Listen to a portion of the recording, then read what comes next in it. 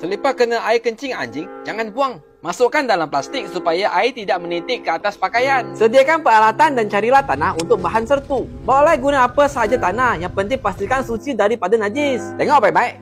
Ambil tanah secukup rasa saja bagi mengeruhkan air, bukannya mengeruhkan keadaan. Lalukan air tanah satu kali ke atas leper. Tengok baik-baik. Siram saja semua side yang kena dengan najis. Tidak perlu untuk anda menggosoknya kerana najis ini hanyalah air kencing. Sangat syok, senang tengok. And last step, siram saja air mutlak 6 kali ke atas ke semua permukaan selipar. Tengok baik-baik.